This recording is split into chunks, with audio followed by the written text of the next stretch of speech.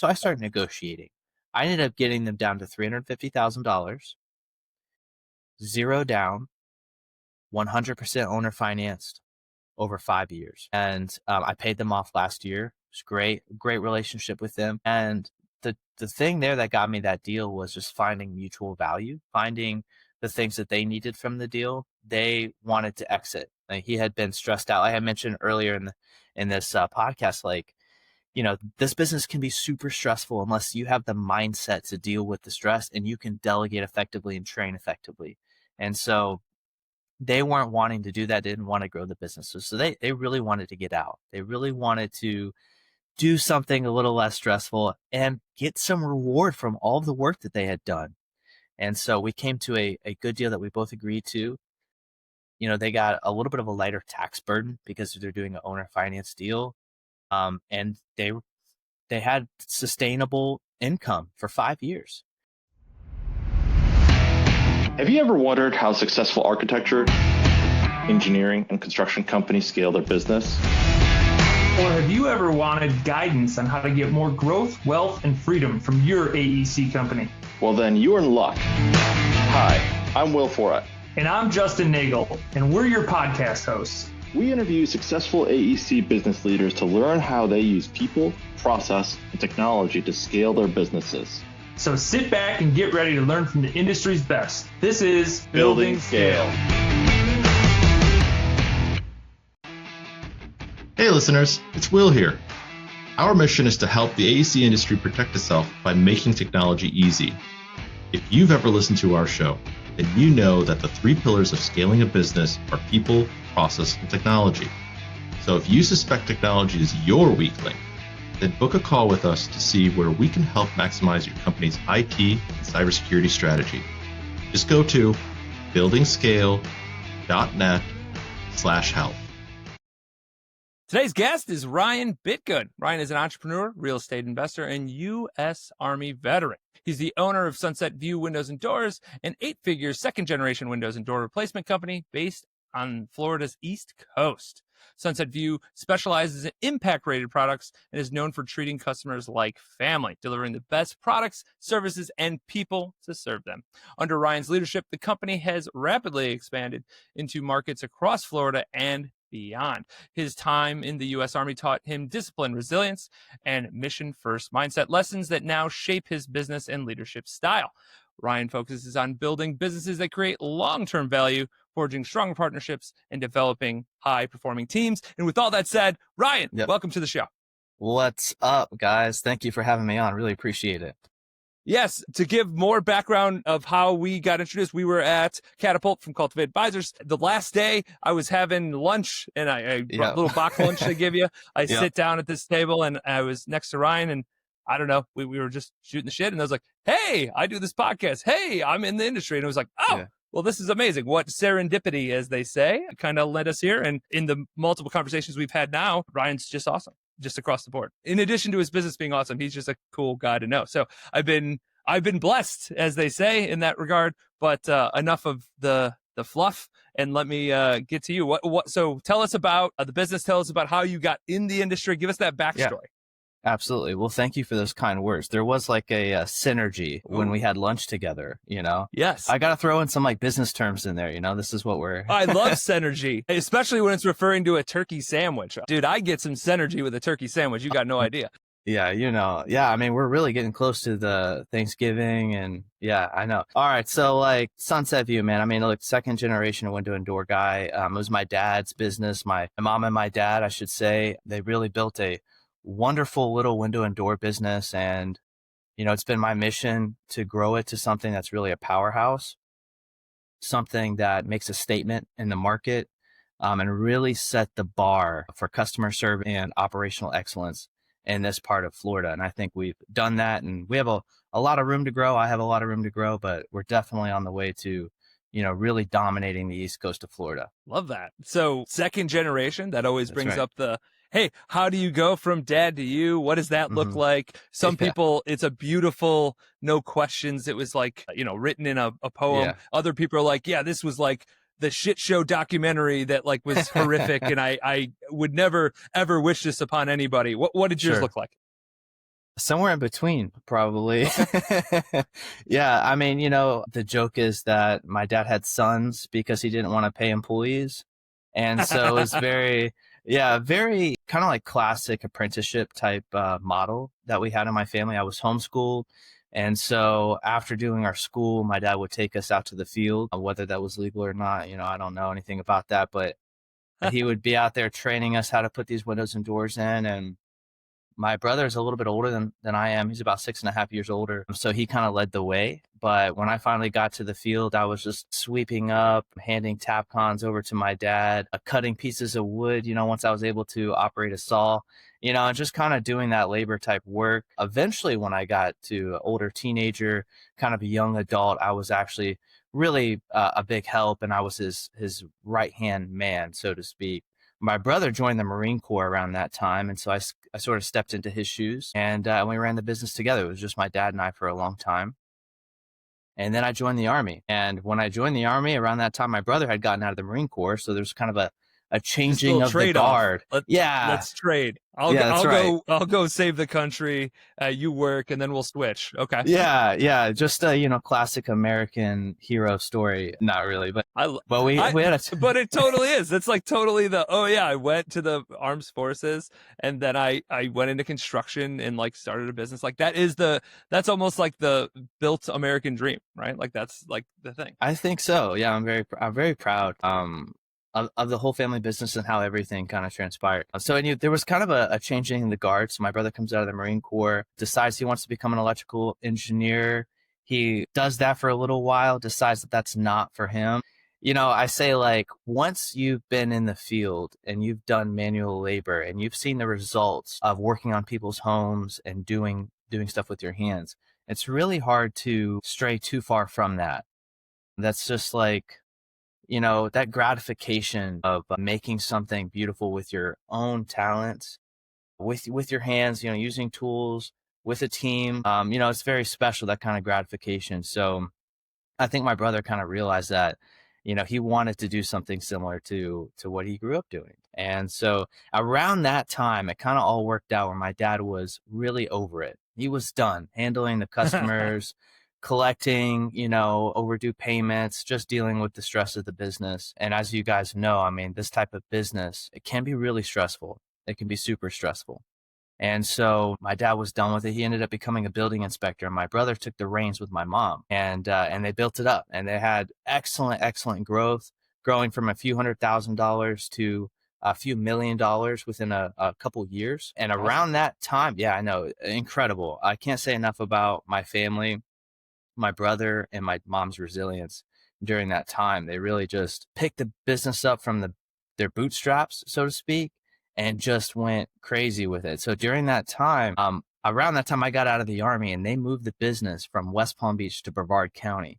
So they're moving the business several counties north, growing it at the same time. For about 2 years, they were operating two separate branches, one in Brevard County, one in West Palm Beach, mid-transition. So eventually we closed down the West Palm Beach branch, and then I got out of the Army and joined them. And so I had ran the business with my brother, my mom for a couple years. And then I took over as percent owner and CEO and license holder the beginning of 2021. And so we've been growing it from there. Now we're about 30 employees and 20 subcontractors, and we're just growing like crazy. So yeah, that's kind of the story in a nutshell. That's massively impressive. That's a shit ton of growth. 21 to it's 25 now, so a 4-year window here. That's right. That's massive. Yeah. So when I took over, we closed that year out, 2021, about 5 million, and this year we're looking to close out about 12. Nice. So there was obviously some big shifts, big changes between maybe the mentality or something between when your dad was doing it and then your brother taking over, and then it was you and your brother, and then it was you. And those are like different levels of like shifts and different levels of scale. So can you talk about like the mentality of like first starting out versus, kind of those different transition periods? Yeah, absolutely. Yeah, it's a good question. I think it's pretty common you see in multi-generational businesses, right? You have the first generation starts the business and runs the business. And in my case, I saw what my dad did, and it was just very operator focused. Like it's the business isn't going to run without him. He is the business. And after working with my dad for so many years, I realized that there was another way of doing this. I'd see some of our competitors, and they would have several installation crews and service teams and salespeople, and they were running a real business. And so I kind of had that in the back of my mind. And sometimes my dad and I would talk, like when I worked with him, oh man, maybe we should hire some people. But my dad just wasn't that guy. He was excellent as a general contractor. He's a really incredible, like the way he thinks about projects and the pride that he takes in his work is incredible, and I respect him for that. But there are some people that they don't have that yearning to like grow something and then own that, kind of empire and lead teams and do that. That takes a different skill set, and it takes a wildly different mindset. My dad knew that he wasn't that guy. And so that's why he decided to become a building inspector. He just knew that at that point in time, he had to decide what he was going to do, because you can't retire as just a one man operator unless you're, investing and, doing some other things. And so, and you see that with the boomer generation a lot. I bought a couple of businesses from boomers, so to speak, and you see that similar mindset where, and I'm not trying to be negative on this generation, but it's definitely more of a scarcity mindset. It's not like, we're going to build. There's more than enough work for everyone. There's a play after this one. There's levels to this game. You don't really see that a lot. That definitely exists. But yeah, that was kind of that mindset that my dad had. He was the founder, he's the general contractor, he has the technical mind and technical experience, years and years of experience. And so when my brother took over, my brother is a very similar to my father, but he is a perfectionist, and he delivers what he says he's going to deliver. That's my one compliment to my brother. When my brother says he's going to do something for a customer, it gets done. And so he really set the foundation for operational excellence at Sunset View with that mentality. And so it's been a mission of mine to bring that mentality every single year. We do new stuff and we grow our teams to bring that mentality through as we grow the company, because that's really what set the foundation for our rapid growth. That's the thing that set us apart here in Brevard County and in on the East Coast is we are we say that we're born in the field. That's like on our about us page on our website. It says born in the field. And really that's what we bring to this market is we bring a field first perspective. It's like, look, at the end of the day, you're paying us to do something to solve a problem that you can't solve yourself. And so when you give us your money and you put your faith in our teams, we're going to make sure that we treat your home better than we would treat our own home. And that's what my brother did was he really showed up and brought that operational excellence, that technical experience, and really rocked out with that. And so that's that's why we grew so quickly here, is because our referrals were just off the charts. When we got up to Brevard County, there wasn't that many contractors doing the quality of work that we were doing. And so people were telling their neighbors, and so we got a lot of business. I want to say around that time, 60 to 80% of our business in 2018 and 2019 was just referrals. So we were growing from a few 100,000 to a few million a year on just referrals. So pretty incredible compliment there from my brother and from my mom, who was also helping at the time.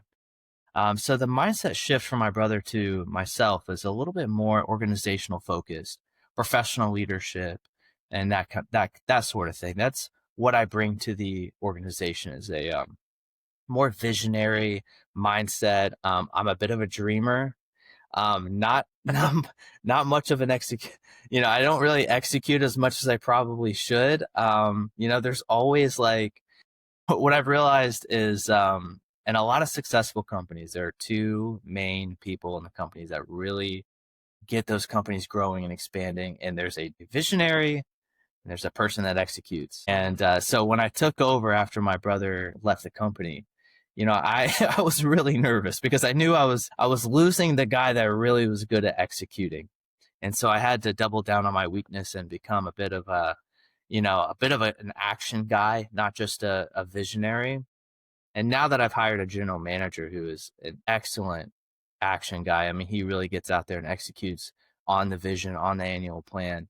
It's helped a lot. But yeah, I would say that's the mindset shift. And I think that's exactly what this organization needed is, you need certain things during those growth phases in a business. And we talk about breakpoints a lot, like 0 to 3 million, you really need a doer. You need someone that's in the field, in front of the customer, really proving what they promised, really doing what they promised they were going to do, and growing the business organically like that. And then from 3 to 8, like you need someone that can do, and you need someone that can plan and dream. And that's what my brother and I did together. And then growing from that 5 to 12, which is what I've done as the main leader in the company up to this point, I've had to do a little bit of both, but a lot of it is delegating and getting people excited around your vision.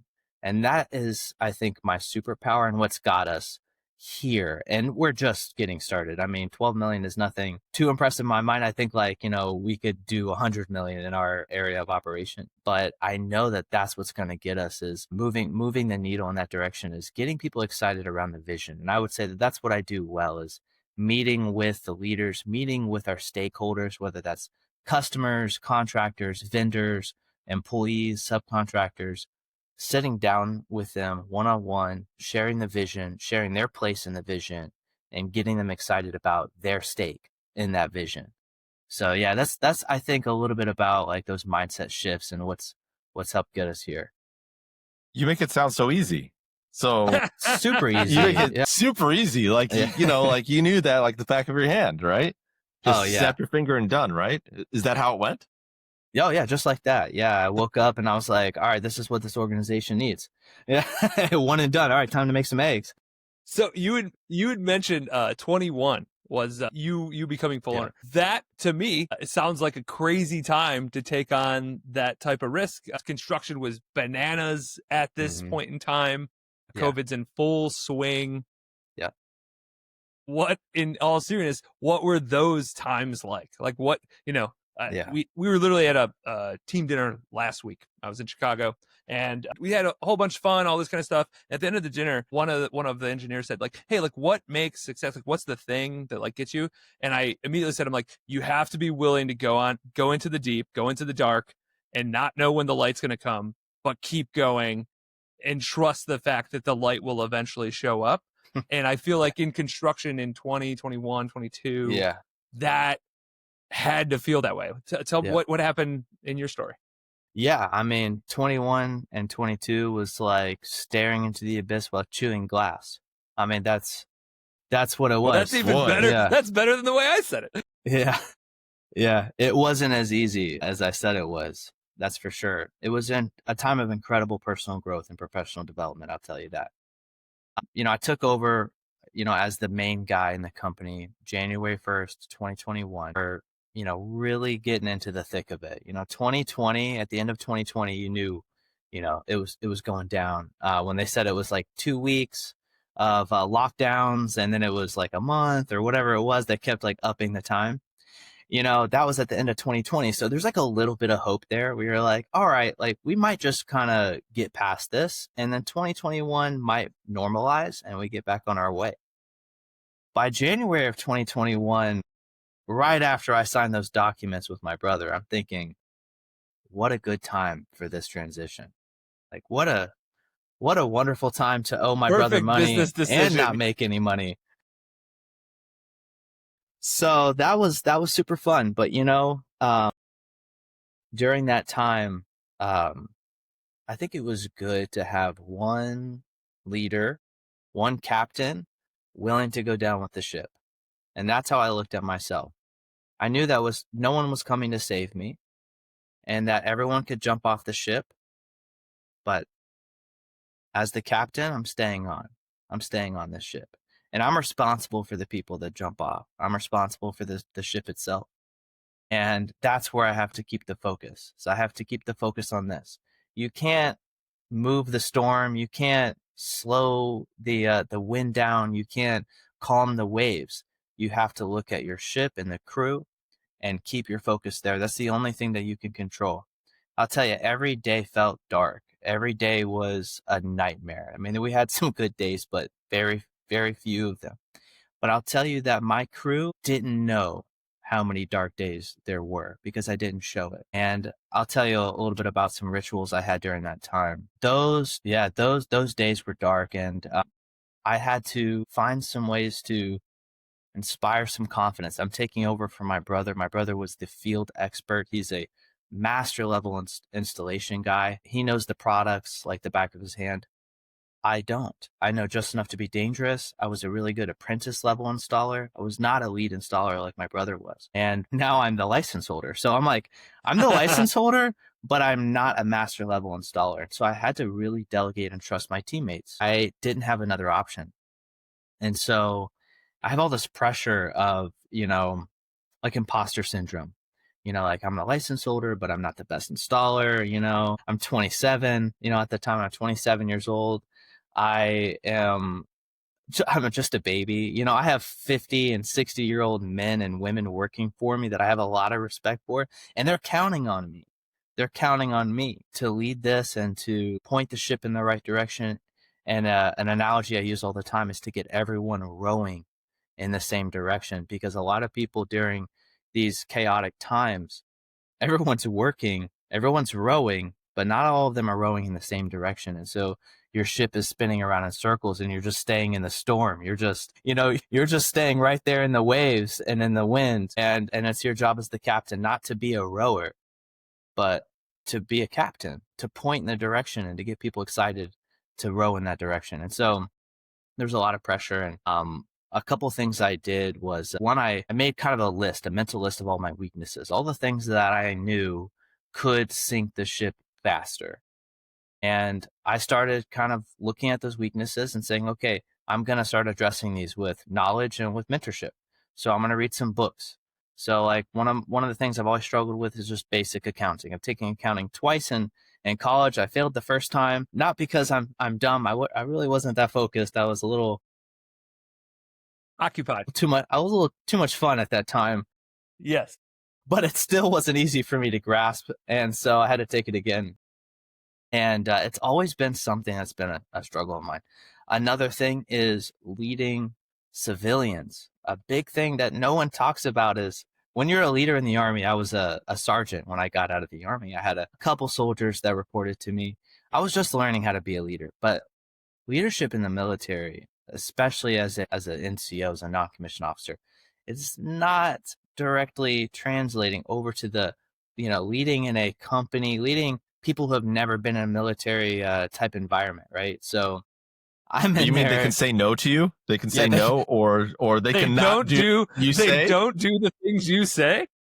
I mean, who would have thought, right? So you can't actually smoke them when they don't do the right thing. That was that was a big change. I can't make people do push-ups when they don't respect me. I love that you brought that up, because when you had mentioned the Army, and my very light understanding, I'll put it that way, is like the Army is like, that's where you go to learn to lead. Like that's like right. Of the branches, and that's not anything against the other branches, but like the Army is like to become a Army Ranger, it's like you are the best leaders. Like you are just unbelievable leaders. So like that foundation of leadership, to me, I just start thinking like, oh, that had to be such an advantage. So it's great that you're bringing up that's like yes and no. Like there's nuance to that factor. So yeah. Yeah, a lot of nuance. I mean, they definitely teach you how to lead in a way of like, here's how you have discipline, here's how you motivate people, but it's very textbook, and it's through the lens of how to motivate a soldier to charge a hill and take the hill, and kill the enemy. And you can't bring that same level of energy and vibe to, to an office full of receptionists. You can't do that. Totally installing this window today like you would not believe. Oh, yes. This building is going to have the best doors. No question. They are going to be installed perfectly. Yeah, and we're going to do it all night until it's done. We're not leaving this job until it's done. Yeah, exactly. No, it's it really did a lot of harm because I came in super motivated, and I realized that I really enjoy leading through chaotic times. But I just had the wrong tools at first to do that. And so I was using some of the wrong tools. And I realized that, I'll just call them civilians. And I don't mean that as a negative thing, but with civilians and with just Will like a and I are normal, also civilians, so it's totally I'm a cool. civilian. I'm a civilian. I just like that was the lens that I came in was just like, okay, these are civilians, but I'm going to lead them like soldiers because if I can lead soldiers, then I can lead civilians. And I couldn't be more wrong. I couldn't be more wrong. I came off, really harsh, really intense. I really loved my employees. I loved my teammates, but it didn't translate. They couldn't really tell that, even though I felt that way for them. And so I had to slow things down, sit down with them one on one, share my vision and love for what we were doing, and try to figure out what motivated them, right? This is like leadership 101. I mean, like any leadership, not even a book, like a leadership article could teach you this, but sometimes you have to be thrown into the furnace, and that was what it was for me. I had to take a breath and realize that we weren't going to accomplish anything without my team. It's I thought it was like, no one's going to come save me. And that was the mentality that I had. And that motivated me for sure. But there's a caveat to that. There's a big asterisk. And it's no one's going to save me, but I can't even save myself. I can't do this by myself. And so I have to get these team members motivated around the solutions that are going to get us out of this. And that's what I focused on. That's what I did during that period of time. Some rituals that really helped me is every night I would come home and I felt defeated most nights. We owed a lot of money. There was no light at the end of the tunnel, just more dark tunnel. And the lead times were, I mean, we were ordering product. We would tell the customer it would be here in 16 weeks because that's what the vendor would tell us. Oh, we'll ship it in 16 weeks, which was still a long lead time. They'd give us a deposit. We require 50% up front so we can order the materials and pay the vendors. And we'd collect the deposit. And right after we collect deposit, sometimes not right after, sometimes after a few months, the vendor would update us with a new lead time. And in 2021, many, many times, we would collect a deposit, order the product, and then we wouldn't receive it for 50 to 60 weeks. It was brutal. It was brutal. I mean, those phone calls that you're having with the customer, not fun, not fun. They are absolutely irate that you have their money, they signed a contract, and that there's nothing that you can do. There's nothing that I could have done at that point in time. Everyone that wanted a refund, if we afforded it, we gave them a refund. We did everything that we could do. And at that point in time, you're just like, you're talking to the customers and you're just like, look, if I had your windows, I'd put them in right now because I need to get paid. I need to get the jobs done. But, a lot of people don't understand that you're a middleman. Sometimes as a contractor, you're a middleman. You don't manufacture everything. You're just collecting the materials, you're performing the work, and you're serving the customer that way. And so, being a good communicator during that time, being a good, conflict resolver. What is the word for that? Conflict resolution. Yeah, having some good conflict resolution skills was needed. And so we did conflict resolution training and in the office. So we focused on those things and we made it out, thank God.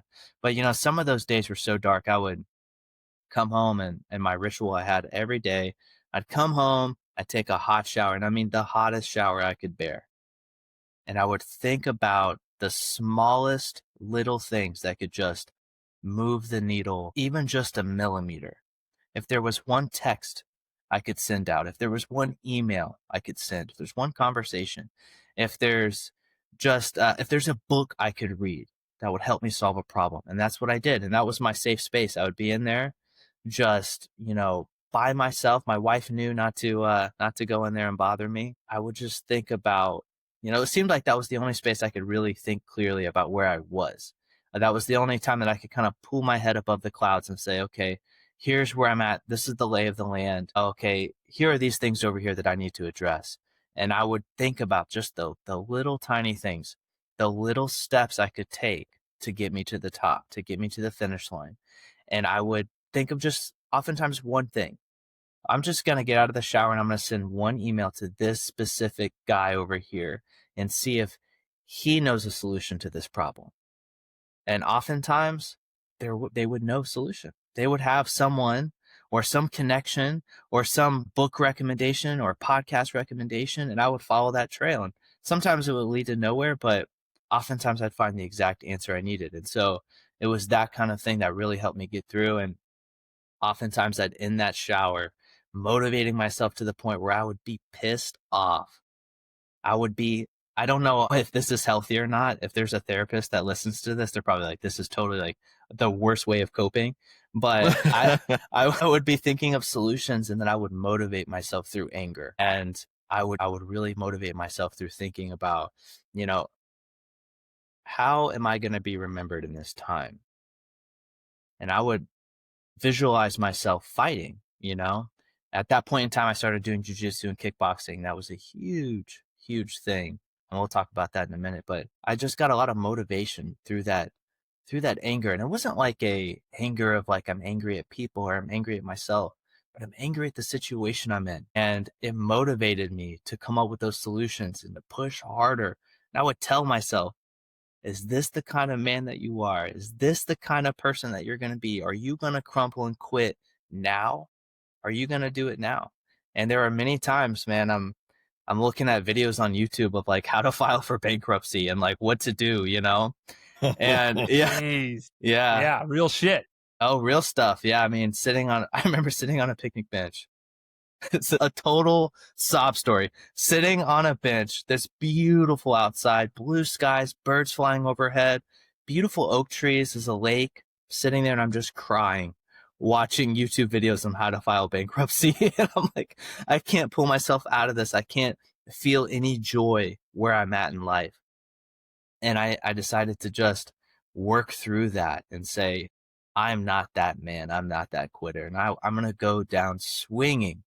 And that's what I decided to do. And it took about 3 years to get back financially what we lost during COVID. It was a very long, long road. And now we're, doing really, really well. We're head and shoulders above our competition as far as profitability goes.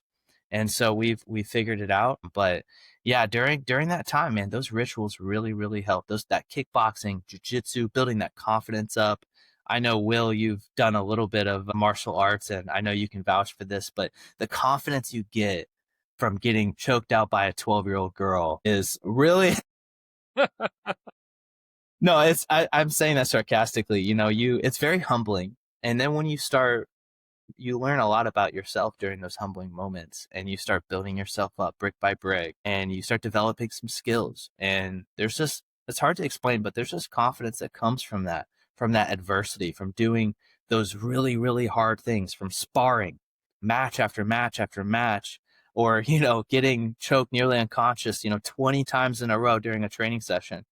There's something that happens inside of you that really, it wakes up. It's like that lion growing his mane. It's like that's what it feels like to be training in martial arts and be training with good students. So yeah, a lot of it I attribute to those two rituals to help get through those hard times. So a little bit on that. For me, it was the incremental improvement, like failing a lot, right? And then eventually going up against people that were just better, right? Just you knew that they were better, and still taking up the challenge of like, okay, what can I learn from the person that's significantly better than me? 100%. I was the days that I was doing it after the sessions, because for me it was an hour and a half session. Physically, I was completely broken, and mentally, I was completely focused. Like, it helped me change my focus in a completely different manner. So I 100% agree with you. Like, martial arts, especially like something like jujitsu, I 100% recommend, because it will change mindset and thinking in what it really means to show up and to like get through.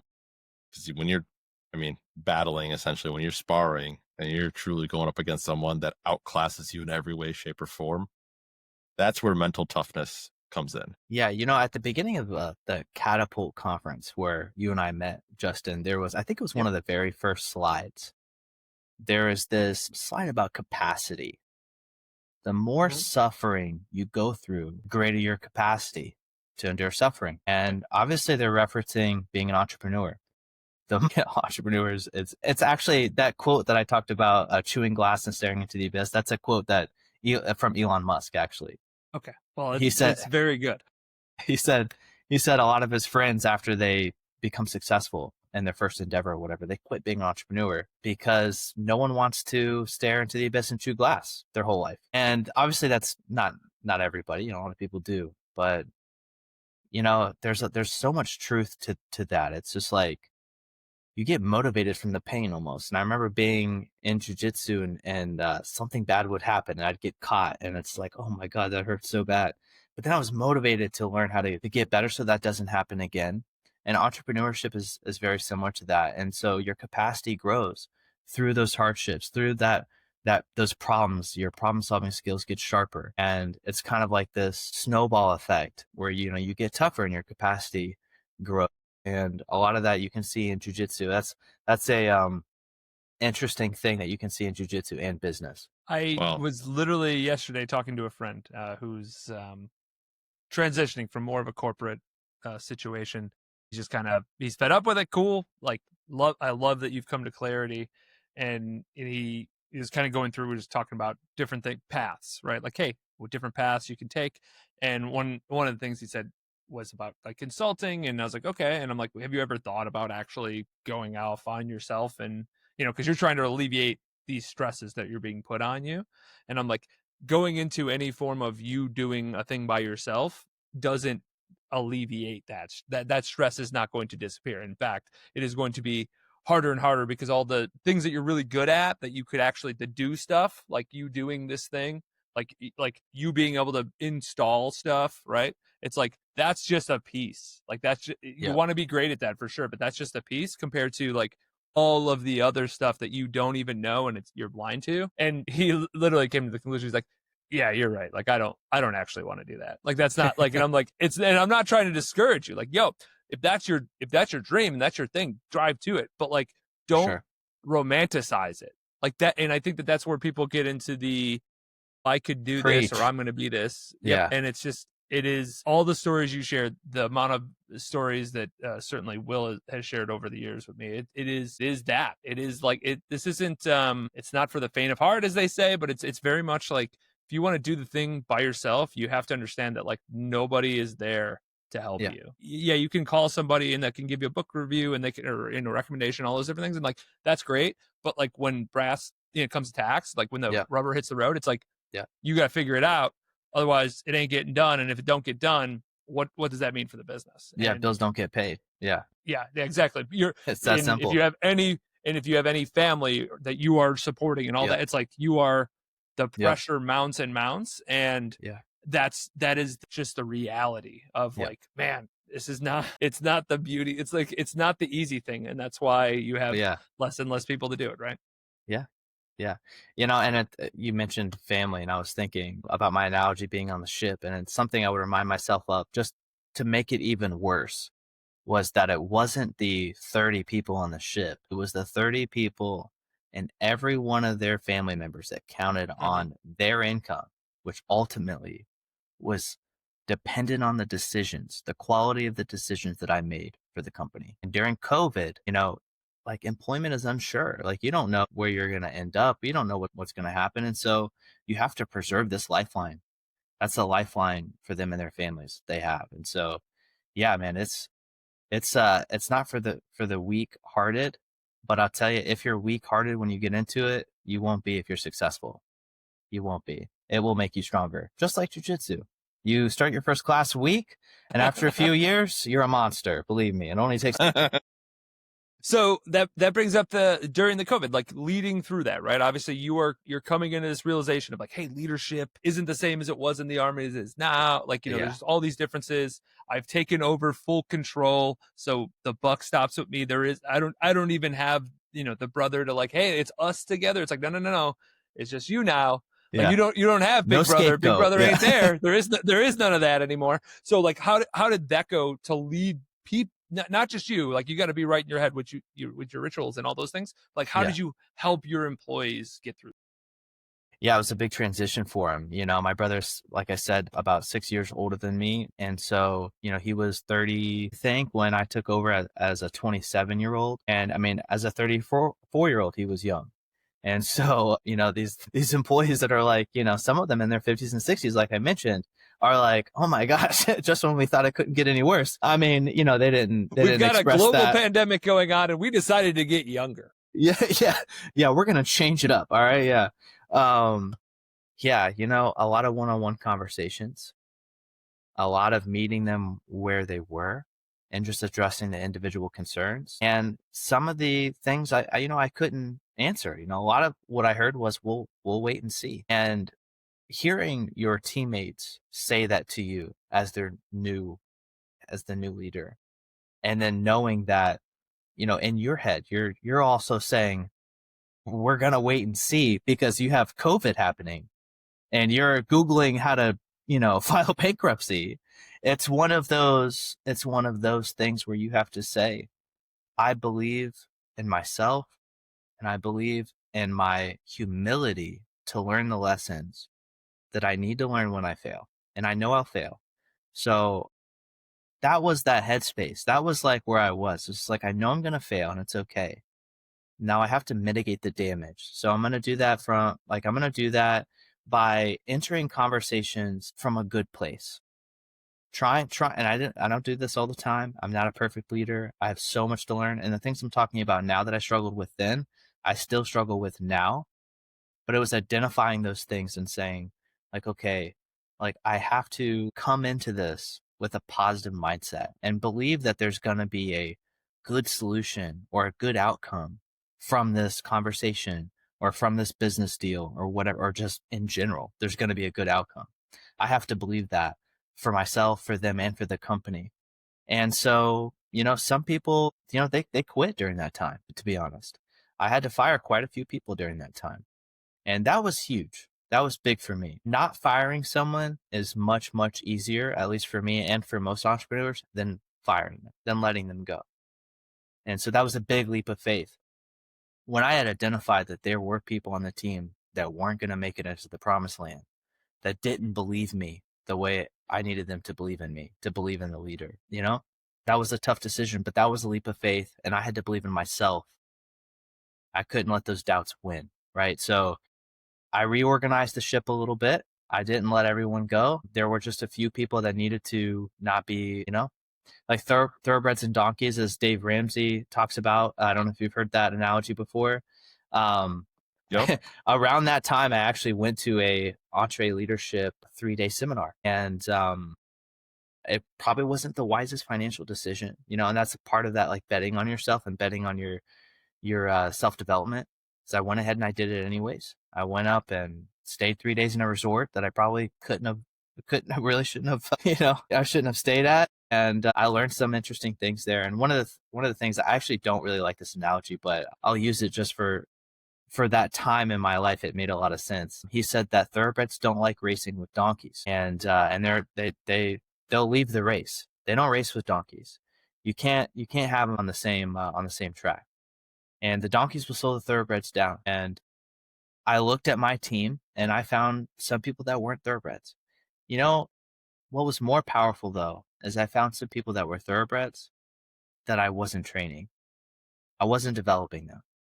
I wasn't spending the time to make sure that they were showing up for themselves and for their family and for their team.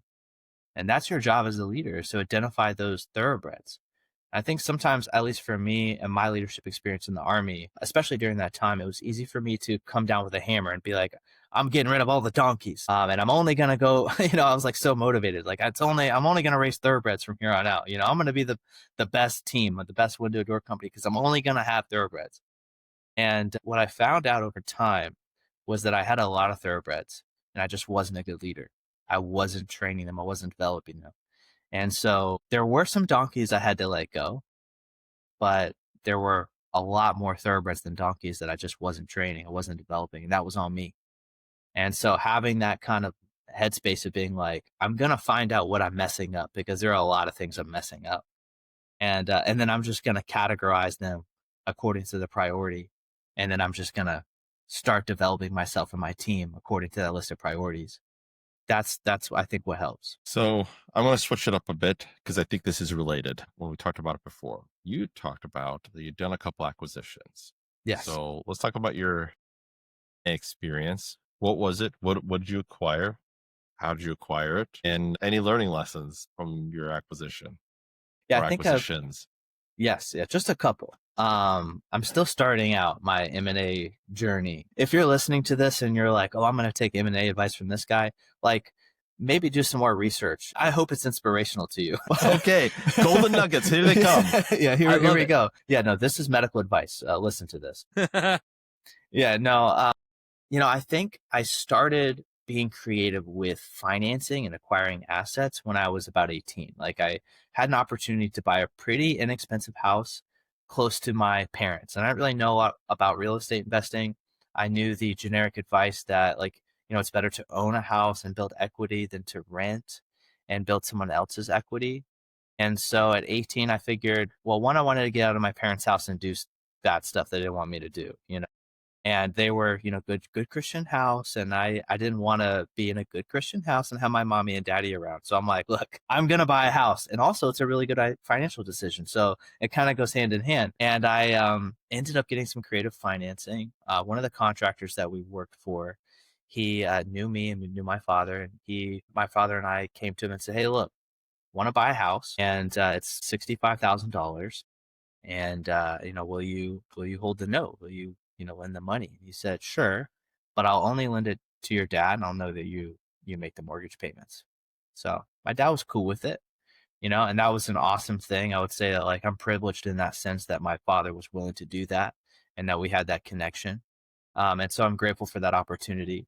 I will say that he only did that because he knew what kind of worker I was. I worked a lot on his projects and he's seen the integrity. We also knew him personally, so he knew that I was going to show up. I was going to pay that mortgage payment, not put my dad in a hard spot. So it was an opportunity, and I showed up and made sure he knew that I was good for it. So that's how I got that first deal. He gave me a mortgage. It was not the best not the best terms. I think it was 8% interest over, I want to say it was 10 years or something like that. And it was it was a big nut to crack every month for me. It was $818 and 80 cents or something like that. It was $918.88. That's what it was. I remember writing that check out every month. So I don't know if there's any math whizzes out there. Probably that's not the length of the the note. It was whatever. I don't remember exactly, but I remember $900 payment. I moved in and I thought, well, this is a lot of money, and I was only making about $500 a week. And so I'm like, this is a huge portion of my pay is going towards this house, and I have to fix it up. It was a $65,000 house after all. There's a lot of work that needs to be done. And it was a 1953 house, built on a stem wall, plaster walls, no central AC. It had a big window shaker just mounted into the wall. And I loved it. It was awesome. It was awesome having my own space. And it was really cool that a reward of being able to get a deal done, and just figure out how to do something that a lot of your friends didn't know how to do. I didn't know any other 18-year-old or 19-year-old that was buying their own house, right? And so I felt a lot of reward, a gratification from figuring out something that's hard. So I was like, okay, what can I do? So my friends also wanted to move out of their parents' houses. So I was like, I'm going to capitalize on that. And so it was easy. They were just coming to me anyways and saying, hey, can I live here with you? And I'm like, sure. You want to pay me $450 a month for renting a room? Sure, go for it. And utilities were included. It was fine. We shared toiletries. We pitched in for the basic stuff, classic roommate situation. Okay. It was a 2-1 with the smallest kitchen you've ever seen. It did have a separate living room, so that's nice. And then it had a garage. This garage was a single car garage, if you want to call it that. It had one of those swing open tilt garage doors, from the 50s. It was pretty awesome. And a loft. This was the coolest thing ever, having a garage with a loft, because there's no attic in the garage. It went all the way up to the roof. It was super awesome. So what I did is I rented out both bedrooms in the main part of the house, and then I rented out the loft, and I rented them all out for $450 a month. And then I stayed in the garage, the like first floor of the garage, basically on a couch that came with the house. This couch had been around forever. Yeah. We're talking, I had a window shaker in the garage, but it was not insulated. Nothing was insulated in the garage. So it was wicked, wicked hot. And I mean, like, even at night after a hot day, we're talking about West Palm Beach, Florida. So after like a 90-degree day, it would get down to like maybe 75 to 80 in the garage if we were lucky. And so it was brutal. I'd have a box fan blowing right on me. The washer and dryer were in there, and they always did their laundry, like when they got home. So things would be clanking in the dryer, and I got a box fan on, and I'd open the screen door just to get some fresh air in, because I'm sweating in there. But I tell you, I loved every second of it. I felt like I was owning my life story, having a little bit of ownership in what was happening in my life. And when you move out at 18 years old, it feels so good to do that. And that's pretty much how I Going started. to the Army probably felt like a vacation then. I mean, geez, you were essentially torturing yourself in a hot box. Yeah. Now, I didn't live in the bottom the entire time. That was during the height of my house hacking. I did live in the main part of the house at the last few months I lived there. But so I don't want it to be like, oh, like, I was sleeping on the floor with the dogs. That was part of it. But yeah, no, it's funny because when I joined the Army, I told my supervisors all the time that the job I had in the Army as a chaplain assistant was so chill, so relaxed. It was a vacation compared to putting in windows and doors every single day. And they always thought that was funny. And then I got out and did it again. I couldn't help myself. But what about fast forwarding to the business yes, when you yes. acquisition there?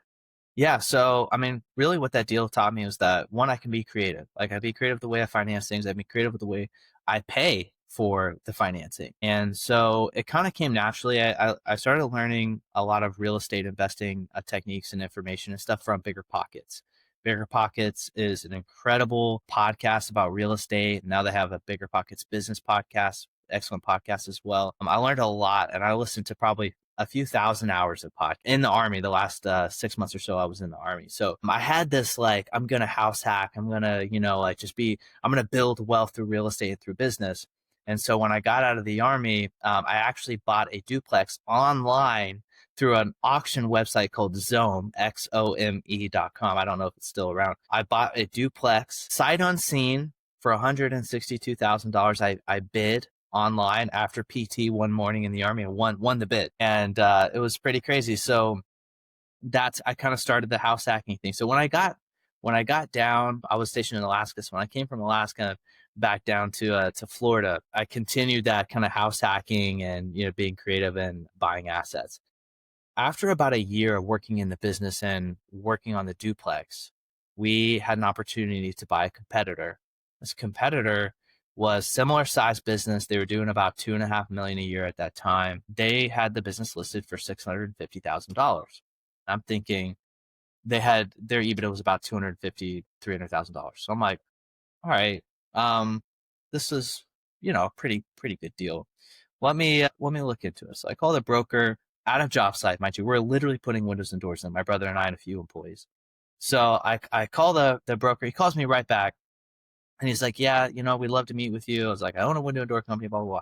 And he's like, yeah, this is exactly the kind of opportunity that the sellers are looking for. And I said, okay, well, let me know about a meeting. So we sit down with the broker and I start negotiating. And I tell them, like, look, it's a kind of like one of those boomer businesses, right? It's founder led, and they've been, running the business for about almost 20 years now in this community, which was great because I really wanted that book of business and recognition of being a household name in the community that we had just moved to. And so I told him, I said, look, it's just you two and two subcontractors. There was a husband and wife. The husband was still doing some of the service himself. The wife was doing all the bookkeeping, all the reception, all the scheduling, and was the only point of contact for customers. And I said, look, you guys and they had two salespeople. And I said, really, you have two employees? But this is a job. I'm not buying a business here. I'm buying a job. If you don't show up to work, the business doesn't work. And that's not a business, right? So we need to get a little bit more competitive on the pricing. And so I started negotiating. I ended up getting them down to $350,000, zero down, 100% owner financed over 5 years. And I paid them off last year. It's great relationship with them. And the thing there that got me that deal was just finding mutual value, finding the things that they needed from the deal. They wanted to exit. Like, he had been stressed out. Like I mentioned earlier in this podcast, like, this business can be super stressful unless you have the mindset to deal with the stress and you can delegate effectively and train effectively. And so they weren't wanting to do that. They didn't want to grow the business. So they really wanted to get out. They really wanted to do something a little less stressful and get some reward from all of the work that they had done. And so we came to a good deal that we both agreed to. They got a little bit of a lighter tax burden because they're doing an owner finance deal. And they had sustainable income for 5 years. So it worked out great. They also own the building, so I was paying them rent, and it was just worked out great. So that was my first M&A. So I moved in, so it's crazy. I did the deal on September 11th. It's hard to forget that date. I didn't pay my first payment until October, so it's cool. I moved into their office, brought everything over from our shop, and was running both of our businesses basically together. We were absorbing their business into ours and keeping their website and phone and stuff. And we were doing that and making money from that before we made our first payment in October. So it was a really good experience. Yeah, and then their employees basically quit, the subcontractors left, and I wound up with just their book of business basically, and one of their salesmen is still with us. But yeah, a lot of great lessons in that, but it was overall a great success. And so I did that again August 1st or July 3rd of last year. Actually bought another business, a door specialty business, for a little bit less than that. And I also did owner financing on that one as well. So yeah, a little bit of just getting my feet wet, so to speak, with the M&A stuff, but I'm just getting started. I'm just Diving trying to into get the some reps. silver tsunami, as The they silver call tsunami. it. That's Yes. right. Yeah.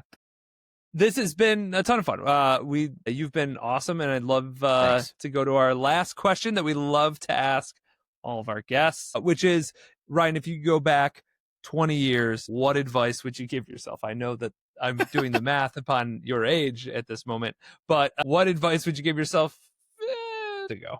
10 years ago. Okay. At 21, almost 21. At this point in time, 10 years ago, I was in basic training. Yeah. I would probably tell myself to just take a breath, just take it easy, take a beat. Yeah. I mean, I was really, really motivated. I wanted to accomplish everything. I didn't even know what it was I wanted to accomplish, but I just had this sense of just like, I need to be a winner. Like, I need to prove to myself and to others that, like, I don't know, I have worth or something. Like, again, if there's a therapist, like, you can diagnose me, but I actually had one on the Building Connection series. I will send her over to you. yeah, it was a time of, like, and most, I think, young, like, ambitious people feel that, like, need, like, at 20, 21 to be, working towards those goals and getting the college degree and getting the internship and making those right connections and doing all those things all at the same time. And I know a lot of ambitious young people feel that way, but, I would say, like, advice to myself is just, like, take a beat and, like, don't waste any time doing things that don't matter. Like, a lot of the stuff that you do in your 20s, it just doesn't really matter that much. The stuff that matters is enjoying your life and trying to find the things that actually make you tick. Something I heard yesterday from Alex Hermosi, and this is going to be a little aggressive, as he says, as in true Alex Hermosi fashion. As he generally is. He goes, the things that keep you from killing yourself are your life's purpose. And interesting. I'm a Christian. I believe, in the Christian faith. So my take on this maybe is a little different, but it was very, very thought provoking. As a man in his 30s, got a young family, I'm constantly trying to find what's the purpose. And it's been very clear now that the purpose of my life is a legacy. It's showing my sons, a better path, a better way of thinking, better way of doing things, and showing that, and allowing them to watch it being done in front of them.